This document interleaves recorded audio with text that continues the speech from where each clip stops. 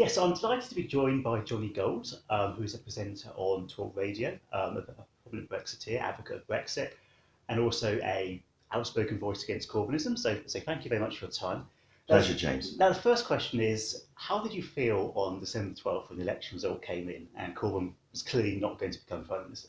A huge sense of relief, James. For the first time in about 4 years, I genuinely felt I had control back of my life. I was on the back foot, working out what to do next, wondering about people who were my friends growing up, whether they were voting Labour or not, whether they could continue to think about voting for Labour or not when they knew it would personally affect my life. It is no exaggeration that among friends of mine, the thought was, can we continue living in this country? Yeah. And for someone who is proud to be British, grew up British, is socialised as British, it's like having the rug pulled from under your feet. And thank goodness the result was so big. It was so big that when the result came out at 11 o'clock and Labour had what appeared to be a 191 seat poll, I looked at it because in my mind I had 225 seats in my head. And I looked at it with the one in front of it and thought, is that Lib Dem? What am I looking at? I'm being serious. It was such a trouncing, such a massive sense of relief. And then Boris Johnson piped up with a video wishing everyone a happy Hanukkah, resorting to his classical education, because of course Jewish history and classical studies is so old that it merges. And he was talking about Antiochus, which is a story that is talked about in the Jewish celebration of Hanukkah, and he really meant all the things he said about wishing the Jewish community a happy Hanukkah and celebrating with the community throughout the year. So all of these coming together, I think, was not just a national celebration for the Jewish community, but I think for everyone who calls himself a decent human being in Britain. I mean, obviously, as a member of the Jewish community, and how much did it affect the community for 4 years to have Corbynism, knocking on the door? The religious people, it doesn't affect at all. You ask very religious people, and they say, we're staying here. Yeah. Our religion is internal. It's got nothing to do with the outside world. And indeed, if you're doing praying or meditation in synagogue, it's a world away from hate. It's like a parallel thing. Antisemitism, all this kind of political discussion has nothing to do with Judaism, actually. It's an ignorance. It's a complete misunderstanding. But for perhaps secular Jewish people, it was a nightmare and it was causing tension within the community. However, one thing I would say is it was a great unifying force. Jewish people who hadn't practiced for many, many years, suddenly finding their Jewish voice, an idea of unity amongst synagogues who perhaps had different rights, different ideas. It was a tremendous unifying force as well. And long may that continue. I mean, we were talking just off camera. I mean, one thing that really shocked me, a couple of years ago, I went down to a campaign against Antisemitism rally, and person after person told me that either they were seriously thinking about leaving the UK if Jeremy Corbyn became Prime Minister, or that they had family or friends who were. I mean, some of them talk about the plans they were making. I mean, is that a kind of picture you recognise from the community? 100%. I don't know how serious these people would be, but within a year of a Corbyn government, you'd imagine that the property market would have corrected rather urgently, that pernicious regulations and laws would be enforced, that the idea of trying to, recalibrate the tax system in favour of people that were at the other end of society, I'm not saying that's a bad thing at all, but that the revolution, the perniciousness behind it, I think, would have led not just Jewish people, but Sikh people, Hindu people, and let's just say white people, dissidents, to think about leaving the country. There's an awful lot of countries out there that would be more clement for people. Australia, Canada, the USA even, Israel. And I'm absolutely delighted to say that as a proud Briton, there is half a chance that I might grow old here. I mean, one thing that kind of shocked me is that so much of the kind of the anti-racist movement on the left was either indifferent to the anti-Semitism within Corbynism, or in some cases actually complicit in it. And were you shocked by how much of the kind of left wingers and liberals who call themselves anti-racist failed to offer solidarity on this issue? Yeah, I mean, I shouldn't be shocked because, I mean, we grew up with the idea that it was the far right that was the difficulty, that was the enemy. As it turns out, it is the far left in this generation. Yeah. So I think the far left anti-Semitism went right up to the upper echelons of intellectual society, and you just wonder whether they're in fact intellectual or not. Yeah. I mean, that being the case, presumably it's still there. I mean, the defeat of Corbyn within the Labour Party, removes the immediate threat, but the threat is still there in wider society, and it could potentially re-emerge. No doubt. I mean, and this terrible last 4 years, I've got to say, was an illustration of what my grandparents went through. The idea of having some of your rights subtly taken away from you in Britain, it was inconceivable. It was painful. It was agonising at times. And I'm thinking to myself, this isn't just an issue for the Jewish community. This is a trauma for the whole of Britain. And luckily, my faith in Britain never faded, even though I was fearful of some of the polls. That actually it turned out that from Kensington to Workington, the red wall went blue. I mean, do you think there are some kind of liberal publications in particular, or liberal sections of the media, including much of the broadcast media, who didn't quite understand just how pernicious and extreme Corbynism was? I mean, so when you had The Guardian, I mean, the New Statesman, to its credit, refused to endorse Labour because of the anti-Semitism issue, but I mean, The Guardian still did. And obviously it presented itself as an anti-racist publication. I mean, do you think there was a failure to understand just how pernicious and just how, nasty some of the Corbynite stuff was? I think so. I think either they are willful racists or they didn't understand the new dimensions of 21st century hate. There's an intersectionality on the left of international politics. So, for example, you can be the wrong kind of gay person, as Douglas Murray complains. You can be the wrong type of feminist, as Julia Hartley-Brewer complains. Or you can be the wrong kind of Israeli gay person, like Hen Mazzig explains. Because the idea is that the LGBT community looks at Israel, which is undoubtedly probably the only place in the Middle East where gay people can live in peace and freedom, and say, yeah, but Israel commits, war crimes, so you're the wrong kind of gay, so we can't support your gay movement. And so this intersectionality, which is on the far left, is a new emergence. And that's why we need the IHRA definitions on anti-Semitism. It's so important because it is moving around. The ideas of anti-Semitism have evolved as Israel has become a first world nation, and as Israel has become a first world nation. So I think that either the far left is willfully anti-Semitic, as I think probably a lot of them are, or they're ignorant of the true nature of 21st century socialism. Yeah. I mean, kind of a related thing, but one of the things that shocked me about the Corbynites was how many of them had previously defended or advocated political violence. So when you have someone like John McDonnell praising the bravery and the bombs and bullets of the IRA, I mean, do you think there are fundamental questions to their attachment to, core democratic values in a way that there aren't about, really any other politicians in modern British history? Yeah, Ian Austin said to me about his constituency in Dudley, he said, the people might not know the ins and outs of history, but they know something's wrong. Yeah. Which decent person in Middle England is going to vote for a terrorist sympathiser? Well, the answer to that is about 10 million, which is a bit worrying. But the decency of the people of Dudley and Workington and Sedgefield, rather comically Tony Blair's constituency, and Finchley Gould as Green went blue again, and Kensington and Workington showed again that, people weren't going to buy Corbyn and McDonnell with their terrorist sympathising background. How dare they? One thing I found really interesting was almost the changing demographics of the election, and I'm sure it's partly because of Brexit. But the Tories took far more of the working class vote than Labour. The Tories also took, I think, a higher proportion of the working class vote than the middle class. So that's what the Lord Ashcroft polling and the YouGov polling shows. I mean, do you think there's an extent to which, ironically, Corbynism was defeated by the British working class?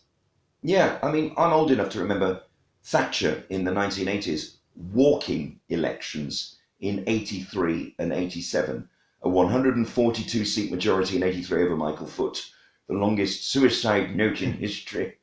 And in 87, I think she won by 100 seats. Boris has won by 80 seats. The idea that the working class wouldn't vote Tory is ridiculous. And I'm going to say something else here. I used to work in the Black Country in the 1980s, and I was a travelling salesman, and I used to drive through estates doing my job. And it was at the right to buy period. So there was a preemption clause. So people could buy their council house for 30 grand, keep it for 5 years, and then if they wanted to, sell it on the open market for 45 grand. Okay, so it was a little bit of mini capitalism that enabled people to get on with their lives. And down the road, you could see the aspirational people who bought their homes because there was a car in the drive. The lawn was mowed. There was maybe a bit of cladding before they discovered cladding was terrible. And there were foreign holidays and there was aspiration.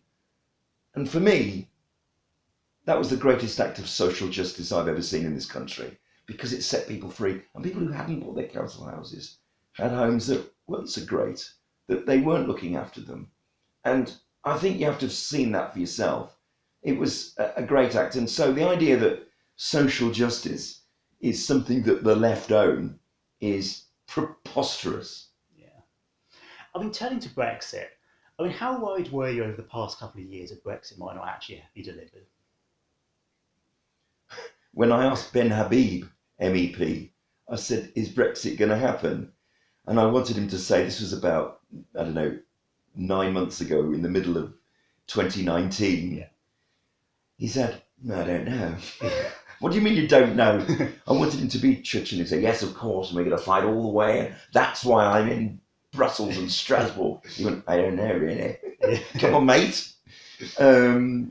So, yeah, I mean, it was a criminal act, wasn't it? This Parliament, and Boris did a massive favour by calling a general election. It was a risk, but the margin of victory says that his risk paid off, and I think he deserves his majority because of it. And also, it was a cleansing incident because what could have followed with some of the MPs on the Corbyn side, there would have been many more people than Zara Sultana, the Coventry MP in Parliament, shouting their mouth off, scaring the horses, making people scared about this country's democracy.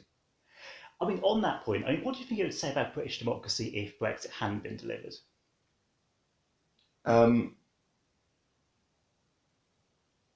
I think that a revenge would have been taken at the ballot box.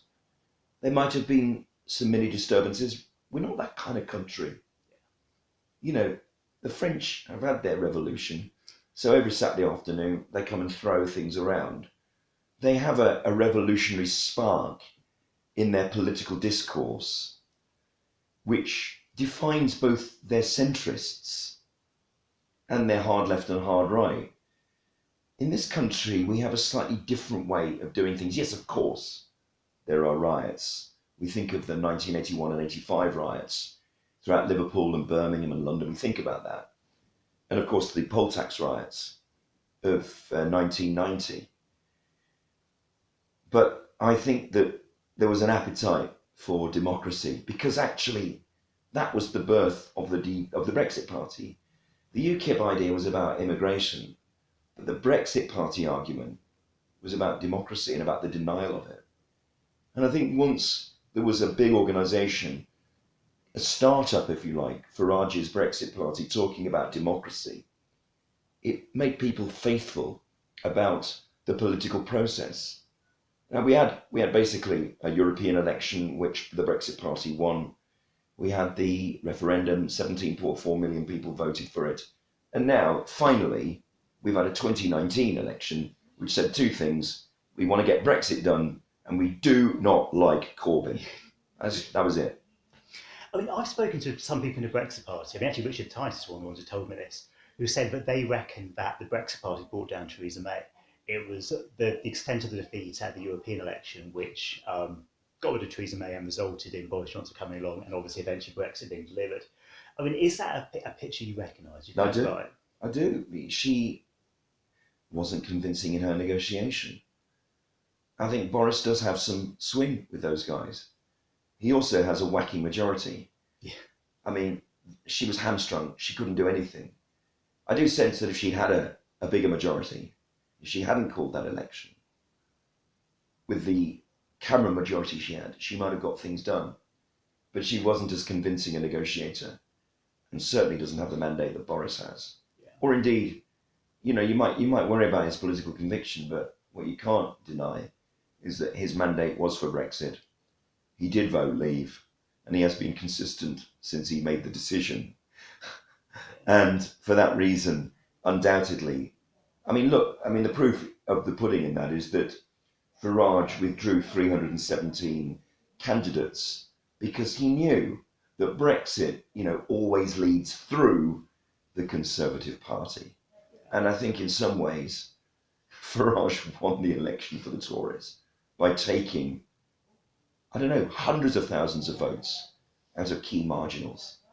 Oh, so you think that he took votes from Labour, allowing the Tories to kind of creep in? He did say, look, we're going to put 650 candidates up.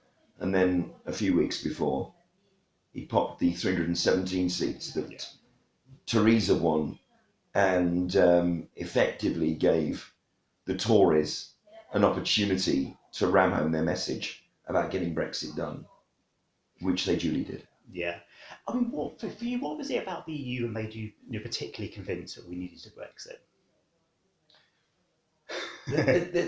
There's so much here, James. A friend of mine rather annoyingly said, I made one reason for voting Brexit to him in just a normal conversation. He said, like many people, you voted it for that. But I didn't. I really thought about it. I really, really thought about it.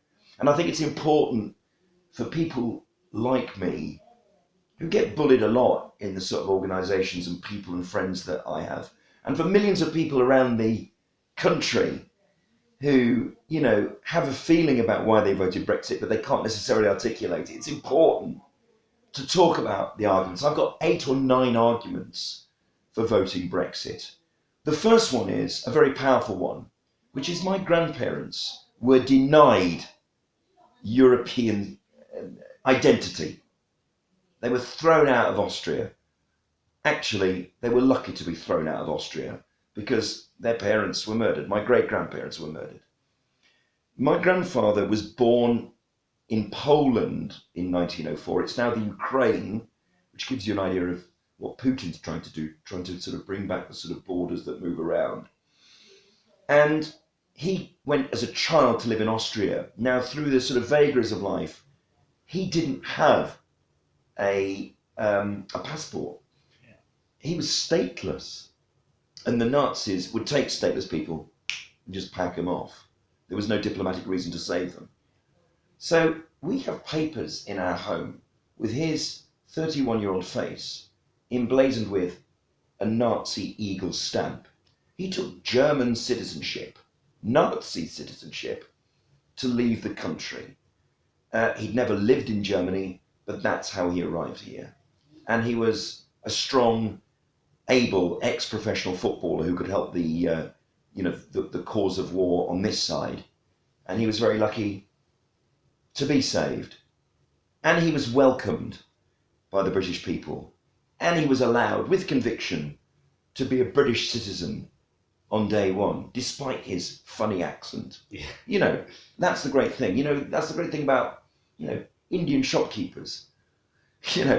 They can be 5 foot tall and brown skinned and have, a very sharp Indian accent, but they can always be with conviction, proud to be British.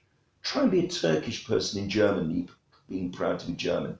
We have that political identity, which is so important. My uncle's middle name is Winston because he was so patriotic. My grandfather, he named his son Winston in the middle. The business he set up, a small business in typewriter repairs and sales, was called Britannia. So he really took on the British dream, if you like.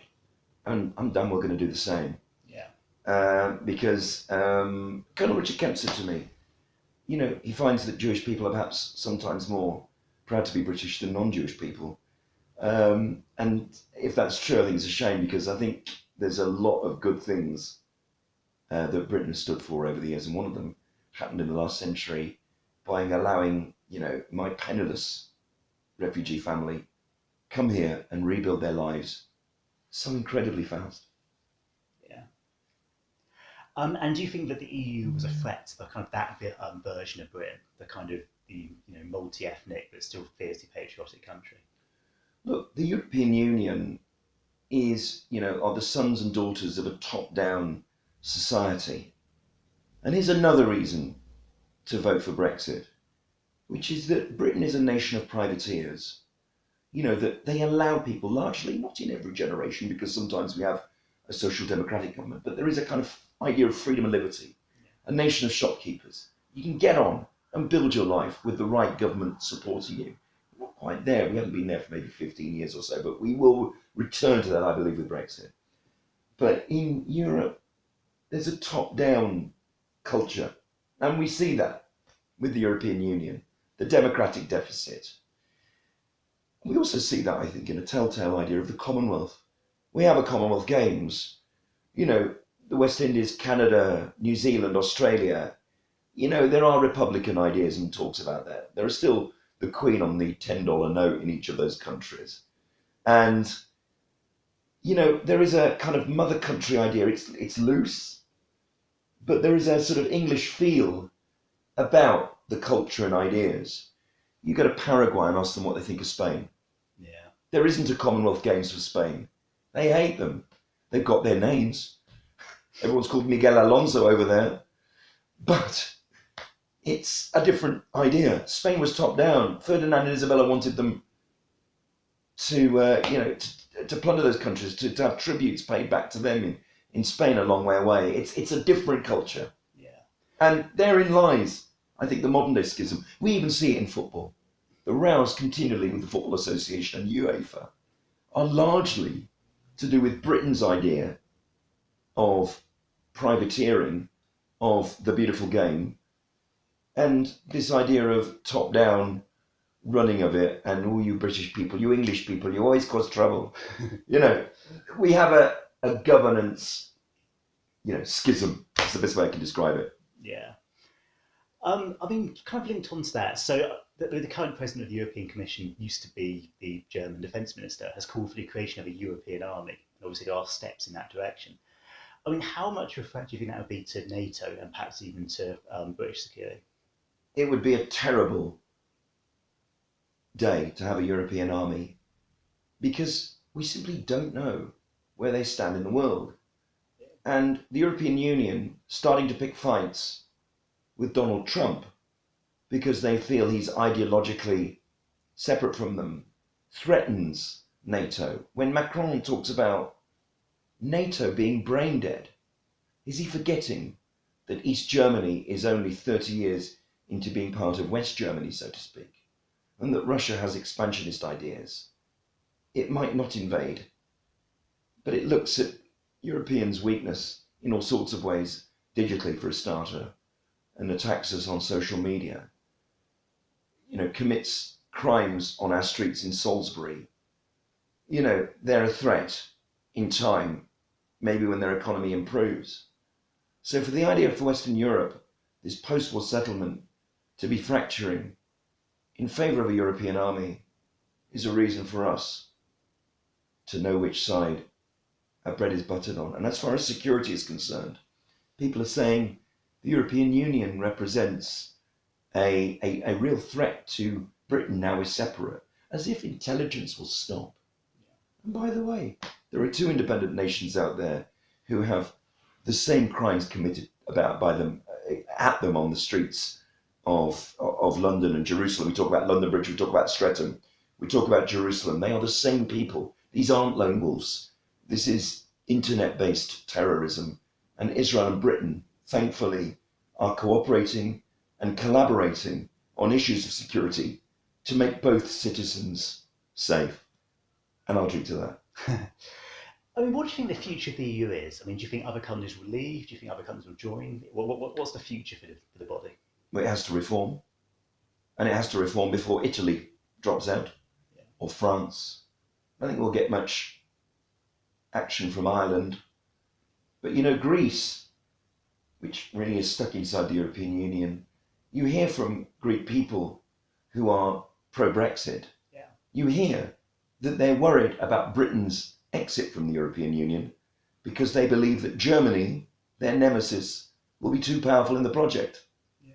So that when you start having a dominant nation, as Germany now will be, inside this construct, holding it together for their exports of their cars and various other things, it's very worrying. It's not a natural state. And I think the nation state provides a sort of togetherness, a unity, and a creation of ideas. And I think a government a very long way away is a tyranny. Yeah. I really do. I mean, do you think that other countries will drop out of the EU? With the right government, yeah, but you've got to have cojones. I say that in Spanish deliberately. You've got to have the balls to stand up. And Nigel Farage was correct in what he said, which is that Britain stood up to this big power. And it's one of the only countries in Europe that could do it. Germany will never do it. I don't think France will do it either unless Le Pen comes in, and she brings with her other threats to Europe, because France is geographically the centre of Europe in many ways. Not just, I'm talking about France itself, but the languages they speak. If you watch TV5 Monde, the channel, they treat Europe as a Franco-speaking entity because, of course, it's Belgium, it's Luxembourg, it's Switzerland. So they talk about this sort of slightly wider Franco-speaking world, and it has a social influence on Europe, and I can't see them coming out. So I think for the time being, unless they reform, then we will see other countries, perhaps Italy, moving out, because they have been a struggling nation, I think largely because, particularly the north of Italy, because they're in Brexit, they're stuck in it. I mean, do you think there's any chance that, say, the Labour Party or the Lib Dems might try and campaign to take Britain back into the European Union? They'd love to, but that ship has sailed. I mean, so it's just not, because obviously if we were to rejoin that, I mean, taking the euro and joining Schengen, having a much tighter relationship we do that, I just don't think the British people would ever accept that. I mean, if they want to lose again, there will be people who bang on in 15 years' time about rejoining and saying, yes, the recession of 2040, and if we'd been in the European Union, someone will make that argument. Yeah. Someone who's in university now. So you mentioned universities a couple of times, both in the context of your worries about anti-Semitism and your concern that they're very Europhile. I mean, what do you think Conservatives can actually do to combat this? I think they can get universities to adopt the IHRA definition. I think there is a social democratic, sometimes even hard left bias in education. My friend David Collier unpicked a book released by Pearson, which talked about, manifestly lies about the history of the formation of Israel with the Balfour Declaration, and got it pulped. Catherine Berbel-Singh, who's a fantastic head teacher in inner city London, I'm a real fan. She talks about, being proud to be British. When England play in the World Cup, go England, she said, in her American kind of way. I think, come on England, I think we should say. But she's a great advocate, I think, for discipline in education. And she said, if schools and universities keep producing revolutionaries like this, that's what we're going to get. Yeah. And I think, we've now got adults who think like this because they were born in 1990 and 2000 and have this. So this is where a schism has been created. So while, for example, Colonel Richard Kemp went to the University of Birmingham with the Pinsker Centre last night. Now, I'm not advocating for him to sort of be a replacement for other thinking, but they mustn't no-platform people like him. It must be a place of free thought. What happens at university in free thought? Yeah. What's the point of university? My kids are young. I would be scared of sending them to some universities because of the hate that they would experience. And you've got to wonder what universities are for if we're posing that question. I mean, in terms of hate, I mean, is that hate anti-Semitic? Yeah. Or is it hate because they I think want it's intolerance conservative? of all kinds of things. Yeah, they've got to be places of free thinking. Yeah. The maintenance grant as well. The idea that kids had not their fees paid, but the idea that some of their studies would be paid for, has enabled a social mobility where people can leave Liverpool and go and live in London, or go and set up life in Cambridge. Whereas now, if kids are staying at home and they're being educated in their university, then the consequence of that is that they won't move around the country. That social mobility idea is being lost. Yeah. And we're creating geopolitical echo chambers. And I think that's a tragedy. Yeah.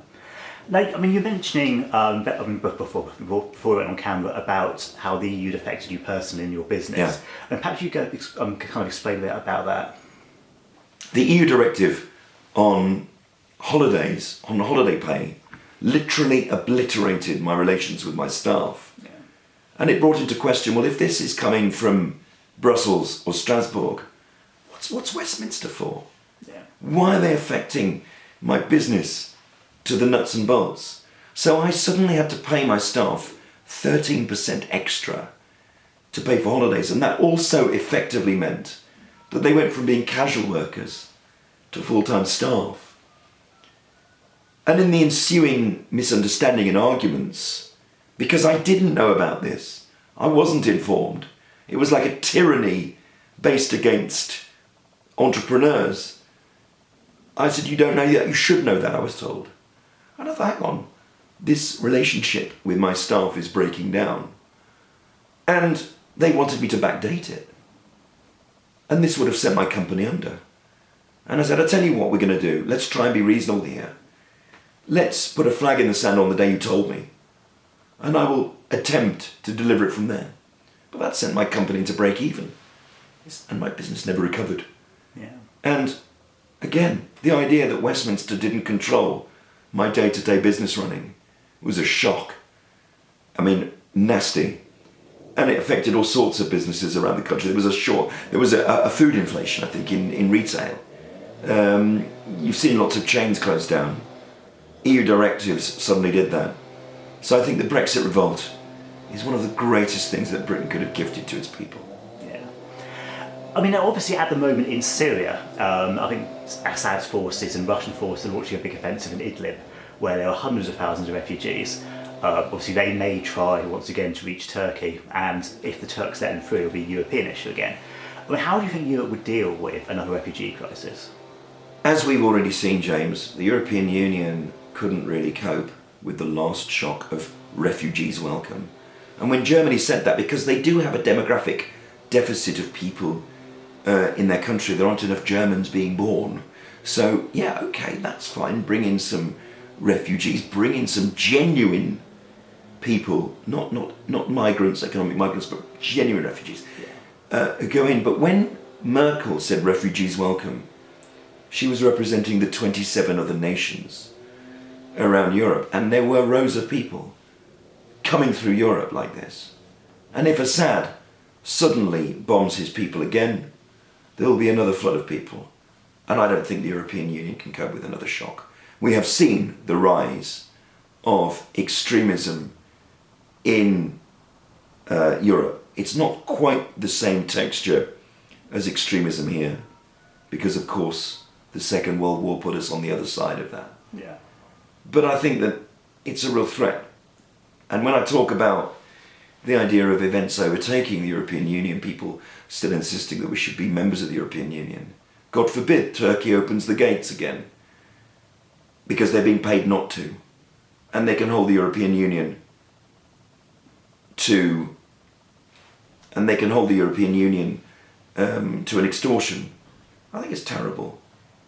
And you've just got to wonder what the European Union project is about it cannot cope with these fractures. What the European Union was 15 years ago and what it is now, it's on the back foot. Yeah. I mean, do you think the EU could actually survive another migration crisis on the scale of what happened? No, because a major nation will vote someone in. We're already seeing, I mean, the shock of Sinn Féin, I think, being in the majority in Ireland, repackaged. I don't know. There's a flavour of hard left politics creeping into Ireland, has been for a while. And here they are. We can't afford to have that sort of government, I think, in power around Europe. Certainly the European Union can't. One final question. I mean, going back to Brexit, I mean, what do you think it says about our national story, and kind of how did it make you feel about your country that we voted to leave the EU and it's been delivered? I'm exceptionally proud of the 17.4 million people. And I hope that some of the answers that I've given you today is able to help people articulate their feelings, because a lot of people are being bullied by the decision to vote Brexit. They had a feeling about it, they know what's right, they know what's wrong, but they can't necessarily articulate it. If I can give people some arguments about what they feel, because people have many, many reasons. The idea that we're thick, how dare they? How dare they? Because if we're thick, they're stupid. Yeah.